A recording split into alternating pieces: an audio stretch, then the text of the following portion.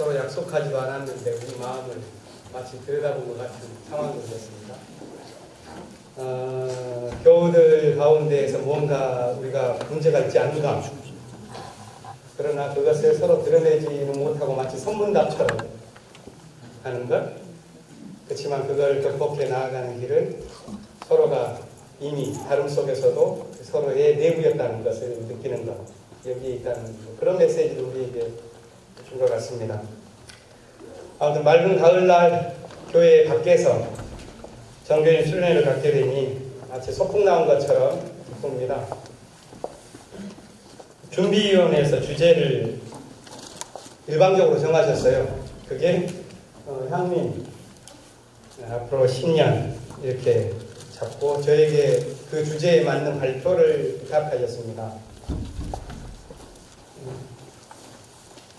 심으로 시작한 지 얼마 되지 않았기 때문에 앞으로 우리 교회가 나아가야 될 10년은 이것입니다, 이렇게 말씀드리기에는 아직 미흡하다고 생각합니다만, 저의 목회 방향과 의견을 구해온 것을 소중하게 생각하면서 생각을 정리해 보았습니다. 교회 청빙 과정에서 제가 제출했었던 자기소개서, 이걸 교우들께서 읽어보셨는지 모르겠습니다. 어제 다시 한번 차분히 읽어보았는데 거기에 오늘 발표할 것보다 훨씬 더 넓은 의미에서 우리 교회가 나아갈 것에 대한 저의 꿈, 그게 담겨 있었습니다. 그리고 6월 둘째 주에 제가 처음으로 교우들에게 선보이면서 모험하는 신앙 공동체라는 주제의 말씀을 전했습니다. 거기에도 저의 목회 철학이나 신학적인 비전이 잘 담겨 있다고 생각합니다. 오늘 드릴 말씀은 조금 더 구체적인 이야기가 될 수 있을지는 모르겠습니다. 여기에는 제가 오랫동안 품어왔었던 꿈, 또 교회에 부임하고 난 이후에 경험하면서 새로 느끼게 되었던 것들도 포함되어 있습니다.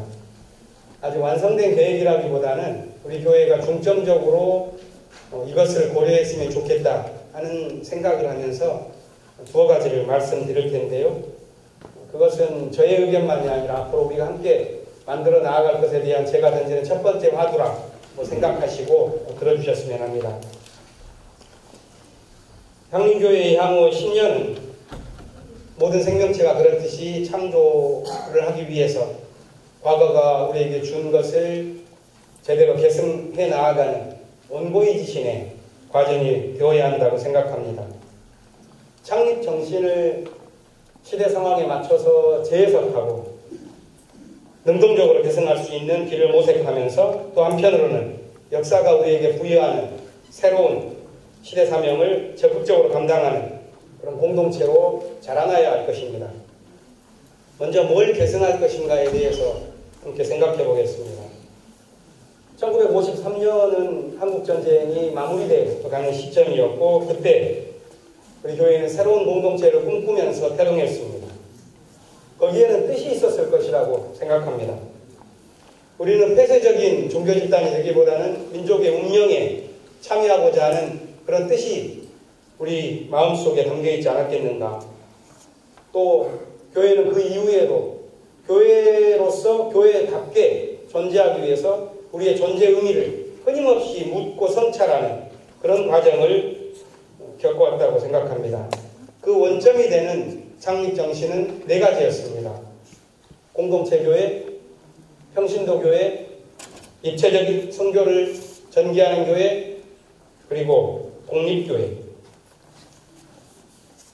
60년 넘는 역사가 흐르는 동안 우리는 상황에 맞춰서 교단에도 가입했고 또 담임목사 제도를 도입하기도 했지만 창립 정신은 단지 기억해야만 한 과거의 약속으로 고립되어 있지만 않았다고 저는 생각합니다. 신학자 폴 틸리라는 사람이 있는데요. 이런 표현을 한 적이 있습니다. 말씀은 영원한 현재다, 이렇게 표현합니다. 그러니까 우리의 창립 정신은 영원한 현재가 되어서 우리를 갱신하게 하는 늘 좌표로서 기능했다고 생각합니다. 창립 60주년을 맞으면서 여러 글들을 모았는데 그때 홍창희 장로님께서 이런 글을 쓰신 적이 있습니다.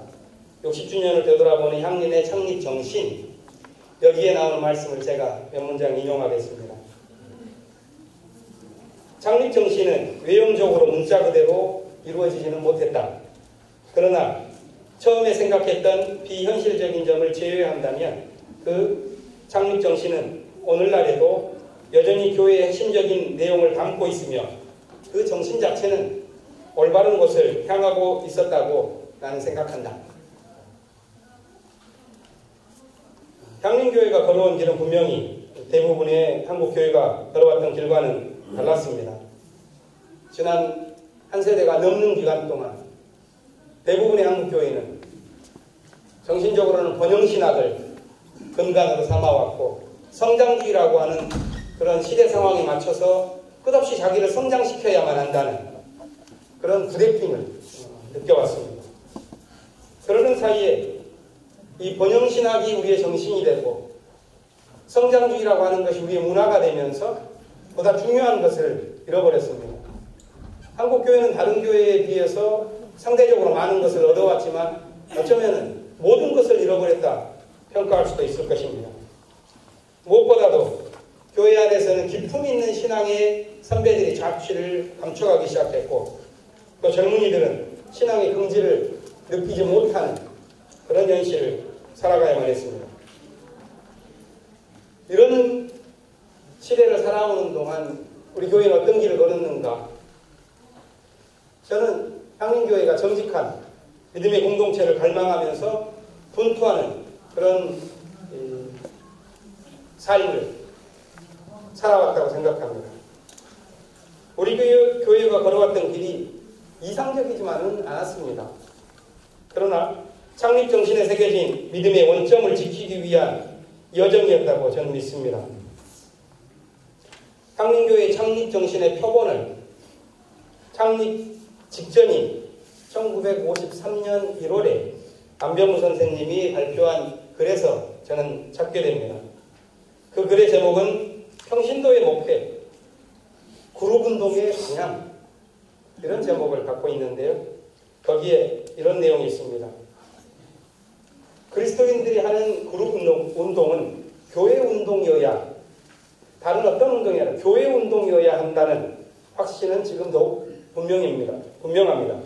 그러나 그룹은 향락의 방편이 되곤 합니다. 그룹의 생명은 언제나 그리스도가 진리가 되어서 우리에게 이기는 현실이 되어야 합니다. 야성이라는 글에 안 선생님께서 발표한 내용인데요.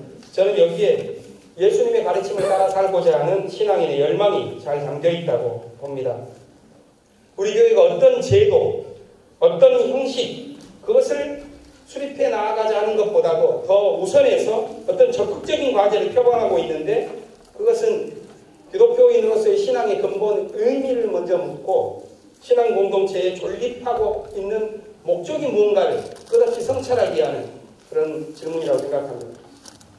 이 질문과 선언에는 복음의 가르침을 통해서 진취적인 사상을 구축하고 예수 운동을 이어가는 그것으로서 이 세상의 질서보다 먼저 앞서가는 그런 급진적인 삶을 살아가려고 하는 교회의 꿈이 이미 담겨 있다고 봅니다.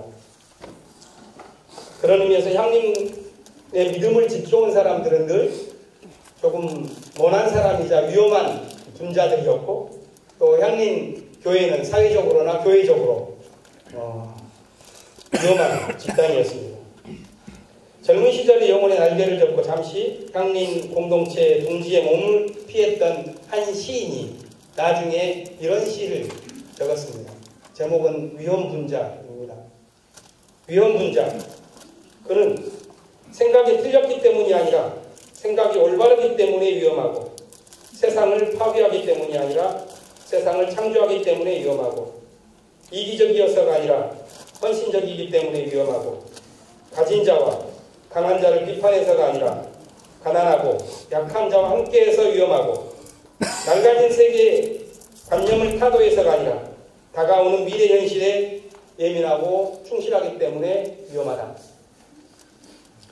이 시가 노래하고 있는 그 사람, 그것이 바로 향민이 믿음을 통해서 길러내고자 했던 신앙인이 아니겠는가 생각해 봅니다. 향민 공동체는 이 세상의 질서와 불화하는 길을 외롭지만 정직하게, 더디지만 진실하게 그 길에서 이탈하지 않고자 본태해 왔다고 생각합니다. 그 분투 속에서 우리는 사상적으로는 이 역사 속에서 벌어지는 민중사건을 통해서 하나님의 부르심을 듣는 민중신학을 전통으로 구축해왔고, 실천적으로는 하나님의 부르심에 응답하기 위해서 민중사건 속으로 뛰어드는 선교공동체의 소명의식을 갖고 왔다고 믿습니다. 이러한 정신과 이러한 실천, 그 전통을 계승해 나아가는 것이 앞으로 우리 교회가 나아가야 할 또한 또 10년 동안의 방향이 있지 않겠는가 생각합니다. 그렇다면 이러한 정신과 실천을 이어나아갈 두 가지의 축으로서 그러한 정신을 보듬고 나아갈 교육공동체, 또 그러한 실천을 담보해 나갈 선교공동체로서의 모습을 조금 더 깊이 생각해 볼 필요가 있습니다.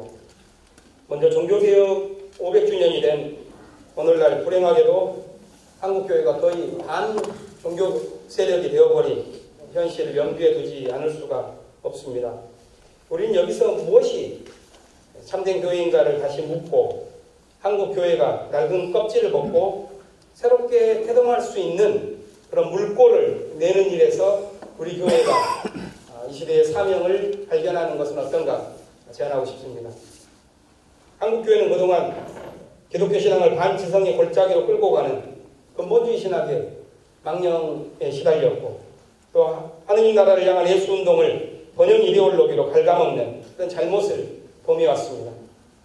그로 인해서 교회가 길을 잃고 깊은 어둠 속에 현재 빠져 있습니다. 지금 번영신학을 폐기하고 성장주의를 배치할 수 있는 기독교 신앙의 어떤 새로운 패러다임, 이것을 간절히 한국교회가 기다리고 있다고 생각합니다. 이런 시대적인 요청 앞에서 향림교회가 믿음의 사명을 분별하고 찾아가는 것은 어떤가? 단지 진보적인 교회로서의 우리의 이미지를 만드는 것이 아니라 그것을 넘어서 신앙 공동체가 함께 걸어가야 할 길을 제시할 수 있는 미래 교회의 모델, 그것을 우리가 먼저 실험해 나아가는 것, 그것이 앞으로 향림교회가 달려나아가야 할 주된 과제로 삼는 것. 그렇다면 그것을 위해서 창립정신에서 비롯된 진취적인 사상이 우리 교회에서 먼저 뿌리내리면서 열매를 맺어 나아갈 수 있도록 교육공동체를 알차게 만들어가는 것. 다른 한편에서는 내적인 유대감과 외적인 연대를 바탕으로 선교공동체로서의 기능을 확대해 나아갈 수 있는 길을 모색하는 것. 이것이 앞으로의 10년의 길을 걷는 동안 우리가 생각해야 될 커다란 두 개의 방향이라고 생각합니다. 그렇다면 교육공동체로서의 성격을 강화하기 위해서 몇 가지의 방안을 생각해 보겠습니다. 교회가 신앙공동체로서 건강하게 성장해 가기 위해서는 무엇보다도 하느님 나라의 일꾼을 길러내는 그런 교육 환경을 튼튼하게 해야 합니다. 따라서 우리 교회가 창립 정신에서부터 지켜왔었던 그 사상을, 또 키워왔었던 그 사상을 우리 교회 안에서 또한 밖으로 실질적으로 교육적인 기능을 해낼 수 있도록 하는 체계를 세워나가야 할 필요가 있습니다. 무엇보다도 향림 공동체의 신앙 고백을 뒷받침할 수 있는 신학이 양상될 수 있는 시스템이 우리 교회 안에서 마련되어야 할 것입니다. 우리는 역사와 민중 속으로 화육하는 그리스도를 증언하고 민중과 운명을 함께하는 교회가 되고자 합니다. 그런데 한국교회는 또 신학적인 현실은 교권이 무자비하게 횡포를 누리면서 교육 환경이 완전히 무너지고 말았습니다. 과거에는 건강하게 또 건실한 신학을 표방하면서 육성했었던 연구소들도 대부분 그 기능을 잃어버리고 말았습니다. 우리 스스로가 우리의 정신을 보듬고 나아갈 그런 기반을 조성해 나아가는 것에 조금 더 힘을 기울여야 되지 않겠는가.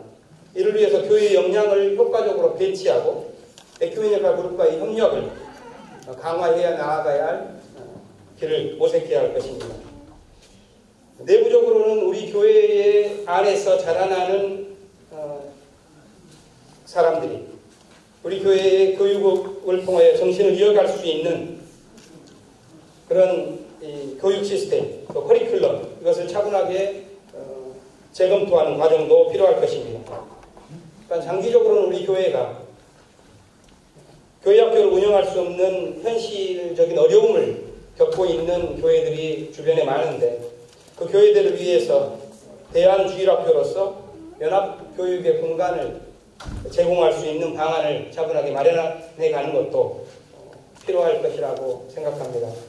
그 점은 지난 작은교회 한마당인가요? 10월 초에 거기에서 모였던 많은 100여 개 교회가 되는 교회들이 함께 논의하고 있는 문제인데, 우리 교회가 그 문제를 조금 더 전향적으로 떠안는 게 필요하겠다 하는 생각을 그때 많은 분들과 함께 나누었습니다. 또한 한국교회를 갱신하기 위해서는 우리 공동체 너머로 우리의 신앙정신이 전파될 수 있는 방안을 모색하고 그러한 시스템을 구축하는 것도 필요할 것 같습니다. SNS를 통해서 우리 교회에서 앞으로 전개해 나아갈 양질의 신앙 강좌를 전파할 플랫폼을 향림의 신앙 강좌 아키브로 마련해서 장기적인 안목에서 커리큘럼을 짜나가면서 강좌를 진행해 나아가고, 그것을 아키브에 모아서 한국에서 평신도 교육을 갈망하는 그런 많은 사람들이 활용할 수 있는 온라인 도서관으로 만들어가는 것도 모색해 보고자 합니다. 두 번째로는 우리 교회가 선교 공동체로서의 기능을 강화하는 일에 대해서 몇 가지 제안을 드리고자 합니다.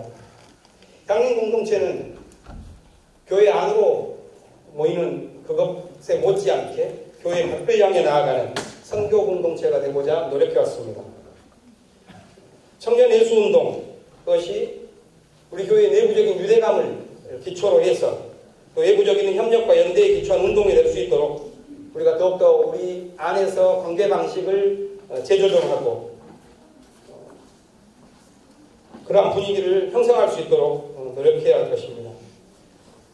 그동안 조금 안타깝게 생각했었던 것은 사회선교의 의욕적인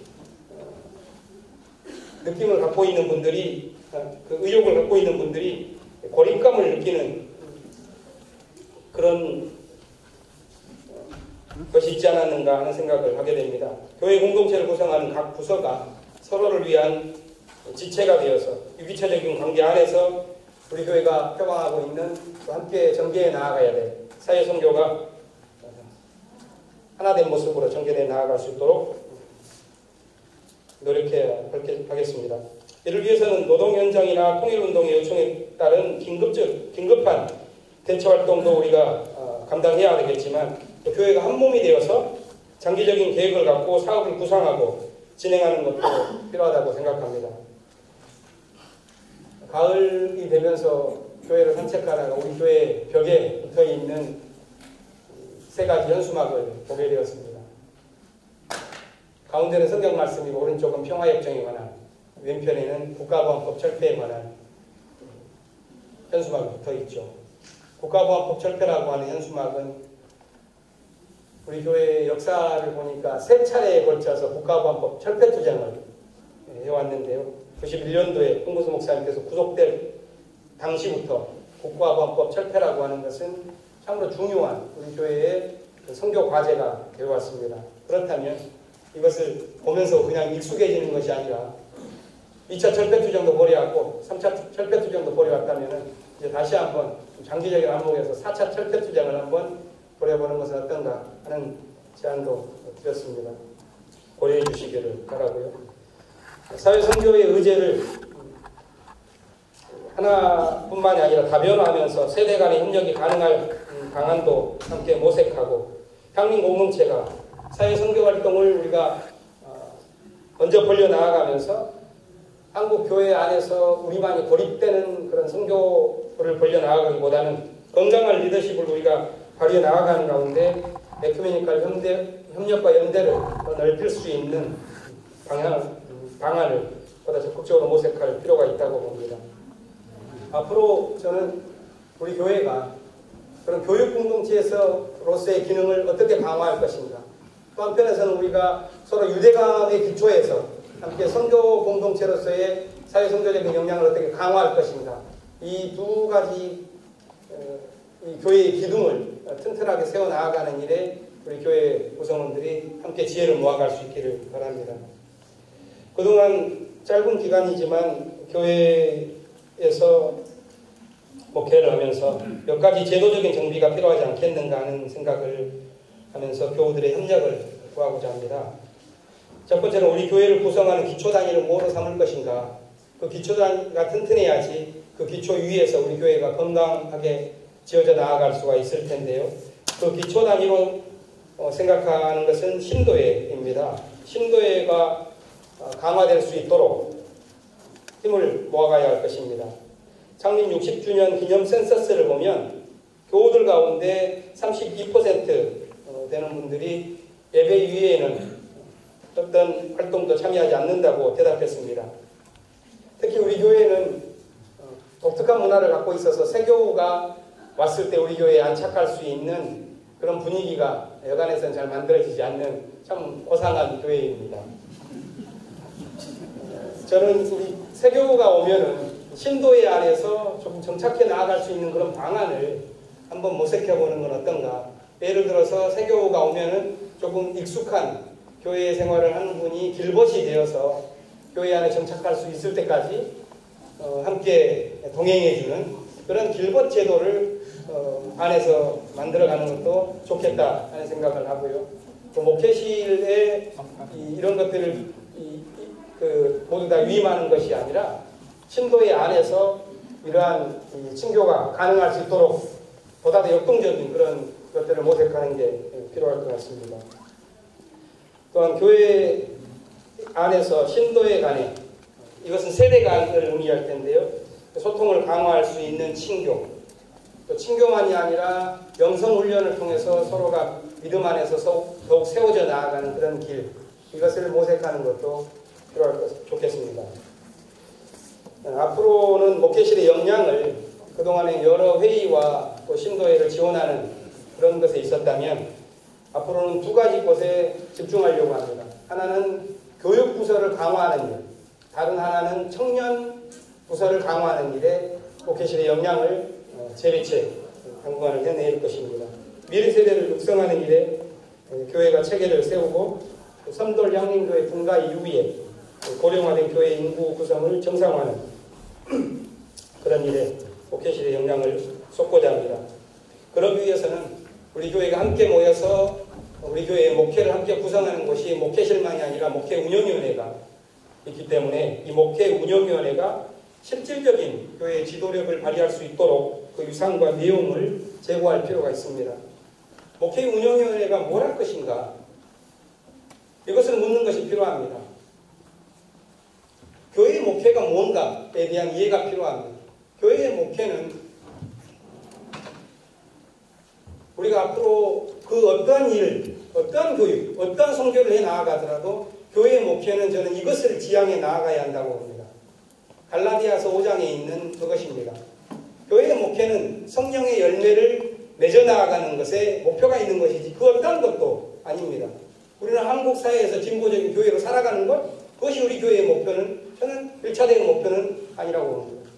우리 교회의 목표, 목회를 해나가는 유일하고도 근본적인 목표가 있다면 갈라디아에서 5장에 나와 있는 이 성령의 열매가 우리 교회 안에서 주렁주렁 열리는 것, 그것이라고 봅니다. 성령의 열매는 이것입니다. 첫 번째는 사랑이요, 두 번째는 기쁨이요, 세 번째는 평화요, 네 번째는 인내요, 다섯 번째는 친절이요, 여섯 번째는 관용이요, 일곱 번째는 신실이요, 여덟 번째는 온유요, 아홉 번째는 절제입니다. 저는 우리 교회가 이런 열매를 맺기 위해서 함께 나아가는 신앙 공동체가 되기를 바랍니다.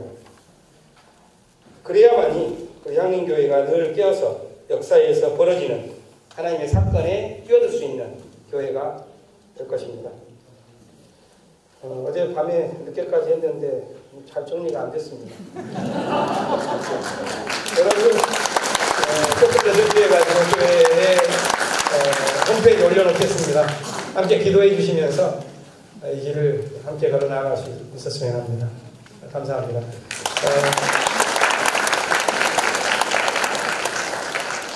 시간을 제가 지킨 것 같은데 한 10분 정도 있을 텐데요. 화장실도 다녀오시면서 예배 전에 이 첫 번째 보면은 제가 이 4가지를 말씀드렸습니다. 향린 앞으로 10년 삶에서 가장 중요하다 생각하는 것, 이걸 이제는 여러분에게 묻습니다. 두 번째, 사회성교의 방향에 대해서. 셋째, 향린 정신에 이어갈 교육에 대해서.